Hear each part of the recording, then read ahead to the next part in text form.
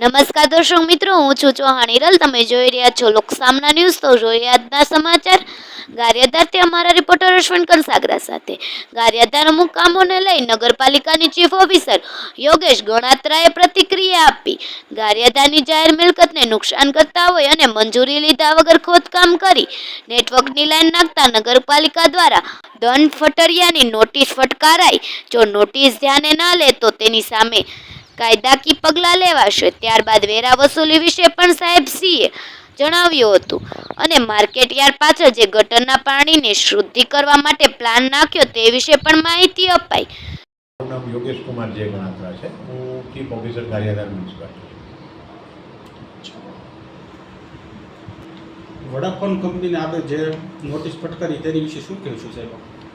Vodafone company દ્વારા વગર મંજૂરીએ cable લેઇંગનું કામ ચાલુ કરેલું હતું. એના કારણે નગરપાલિકાના રસ્તાને નુકસાન થયું હતું. એટલે બિન પરવાનગી કામ ચાલુ કરવા બદલ અને નગરપાલિકાની સરકારી મિલકતને નુકસાન કરવા માટે કંપનીને નોટિસ આપી અને જે નુકસાનીની રકમ છે ભરી જવા માટે તાકીદ કરવામાં આવે છે.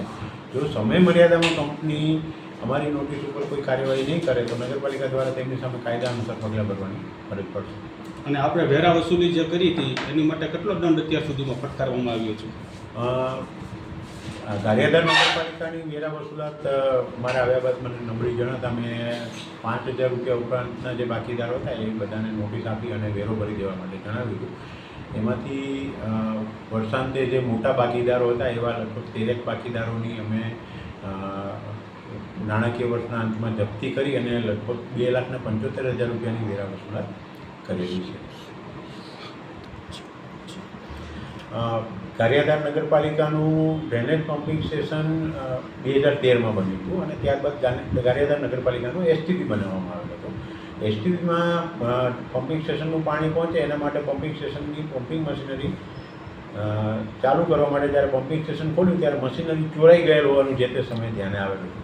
એટલે જે તે સમયે નગરપાલિકા દ્વારા મશીનરીની ચોરી અંગે પોલીસ ફરિયાદ કરવામાં આવેલી હતી અને પોલીસ તપાસ ચાલતી હતી ત્યાં સુધી પમ્પિંગ સ્ટેશન ઉપર જઈ શકાય તેમ નહોતું. ત્યારબાદ પોલીસ તપાસ પૂરી થઈ ગયાની જાણ થઈ એટલે અમે પમ્પિંગ સ્ટેશન પર જઈ પમ્પિંગ ચાલુ કરવા માટે પ્રયત્ન કર્યા ત્યારે મશીનરીના અભાવે પમ્પિંગ થઈ શકે તેમ ન જણાતા નગરપાલિકાનો અંડરગ્રાઉન્ડ ડ્રેનેજનો 2.0નો પ્રોજેક્ટ રાજ્ય સરકાર દ્વારા ચાલુ કરવામાં આવેલો છે. એની કોસ્ટમાં પમ્પિંગ મશીનરીની કોસ્ટ એડ કરી અને અમને પમ્પિંગ મશીનરી આપવામાં આવે એવી રાજ્ય સરકારમાં દરખાસ્ત કરી દીધેલ છે.